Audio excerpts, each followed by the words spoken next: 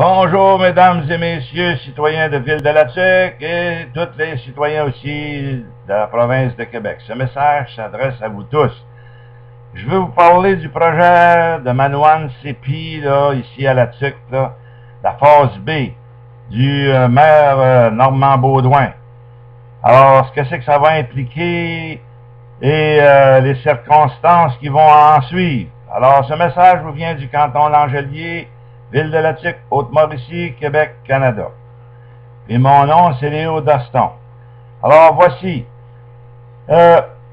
Comme vous le savez, les citoyens de la Tuque, vous le savez, mais tous les citoyens du Québec, vous êtes sans doute, n'avez pas eu l'information à propos de qu'est-ce que c'est qu'il veut faire ici à la Tuque. On veut bâtir une centrale électrique, là. La ville qui est supposée de financer ça, imaginez-vous. On est ici à la Tuque, une population à peu près de 8000 personnes. Or, ils disent, parce que 12 000 avec les réserves des Amérindiens, mais eux autres, ils ne payent pas de taxes municipales, les autres, là. S'ils en payent, ils en payent dans leurs réserves, mais pas ici. Alors, ça, c'est la taxe foncière va augmenter d'une valeur incroyable. Regardez, je vais vous expliquer ici déjà la dette là, que le maire Baudouin a montée depuis qu'il est maire depuis 2009. Là. Quand il est arrivé ici comme maire, on avait ici une dette de 19 millions. Mais par contre, on avait 3 millions de réserves en banque. Et puis là, depuis son arrivée, on est rendu à plus de 50 millions de dollars qu'on doit. Ça veut dire qu'on paye à peu près, là, on va payer à peu près 2 millions d'intérêts par année. Mais là ça, c'est de la folie furieuse, là. Puis là, son projet de Manoine Sépi, phase B, là, mais ça va coûter dans les 150 à 200 millions, si c'est pas plus. Parce que là, on est rendu en 2012, puis on va tomber dans 2013.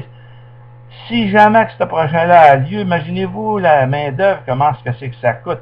Puis là dans à la Manoine Sépi, là, j'ai été hier à soir parce qu'il y avait une invitation au public pour aller voir là, comment on s'appelle, le centre culturel Félix Leclerc.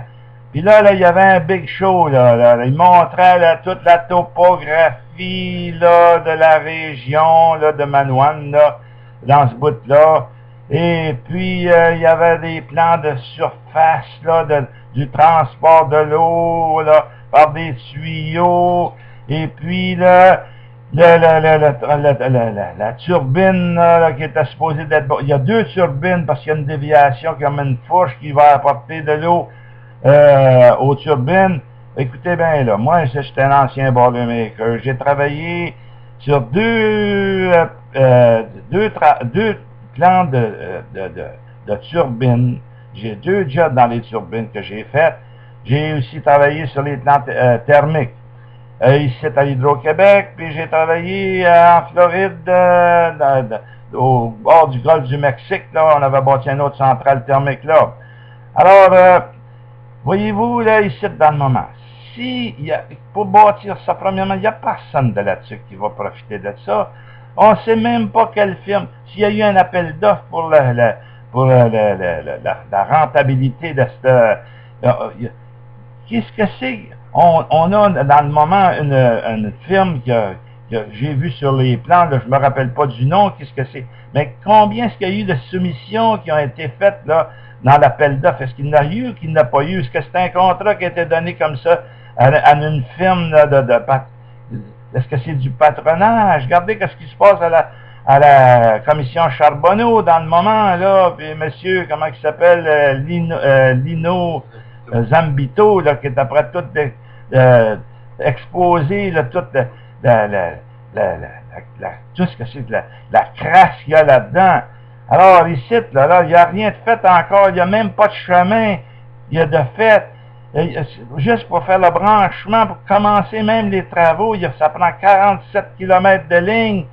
Ça veut dire, imaginez-vous les tours qu'il faut bâtir pour amener au campement pour commencer à construire. Parce qu'on ne peut pas faire des travaux sans électricité, c'est impossible.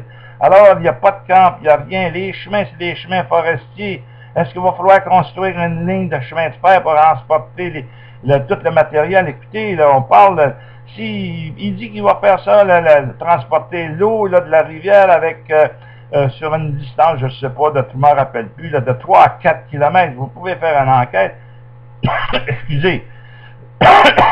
Vous pourriez toujours vous informer. Supposez qu'il va faire ça underground. Mais imaginez-vous, ça n'a pas de maudit bon sens. Regardez la Longueuil, là, quand le tuyau d'Aqueduc a sauté.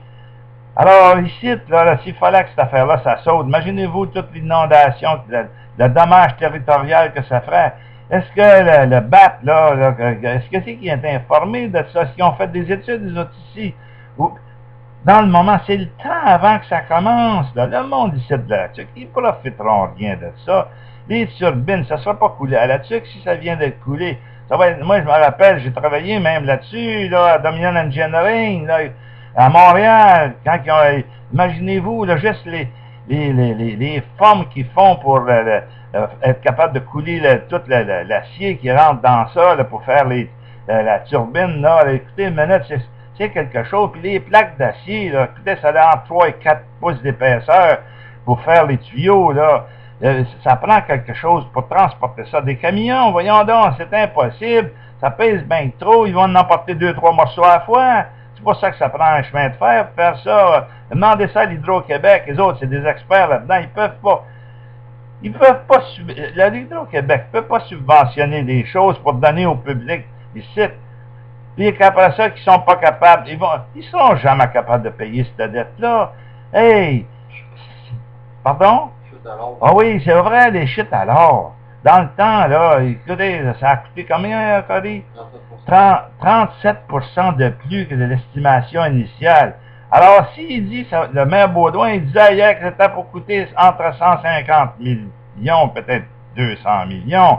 Mais si ça dépasse les coûts encore plus que ça, là, à 37% de plus, comme ça a fait aux chutes à l'or ici, qu'est-ce que c'est qu'il va payer pour ça? Vous êtes bien mieux de vous rassasier là,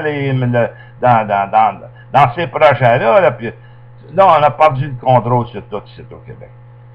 Là, Bachand, avec 250 milliards qu'il vous laisse, Mme Marois, là, puis les intérêts, là, ça n'a pas de maudit bon sens. Puis là, on n'a plus d'argent pour payer pour les étudiants. On veut couper dans les études. On veut imposer des 200 millions d'augmentation sur les frais scolarité. Mais il faut que ça arrête, ça. Les hôpitaux ont besoin de l'argent. Puis on va gaspiller tout cet argent-là. Puis après ça, on dit qu'on n'a plus d'argent. Alors, M. Charest vous a laissé un beau canard boiteux, hein, Mme Marois. Puis avec son charmant Bachand, là, lui qui se présente pour les... Oh boy, s'il fallait que ce gars-là un jour devienne premier ministre du Québec, c'est la fin du Québec. Il va falloir transporter du Québec dans une autre province parce qu'on n'avait plus d'argent ici. À moins que le Canada, là, il commence à payer toute la dette du Québec. Alors voici, là, Mme Marois, je vous mets au courant de tout ce qui passe. Puis si vous voulez avoir plus de renseignements, je peux essayer communiquer avec moi, puis je vais vous parler de tout ce que c'est qui se passe. J'ai fait plusieurs vidéos, j'ai tout essayé d'avertir la population, toutes les personnes responsables, mais ça n'a pas marché. Alors, je vous dis bonjour, puis mon nom c'est Léo Doston, puis vous pouvez réécouter ce message sur G Doston 1, et puis à la prochaine.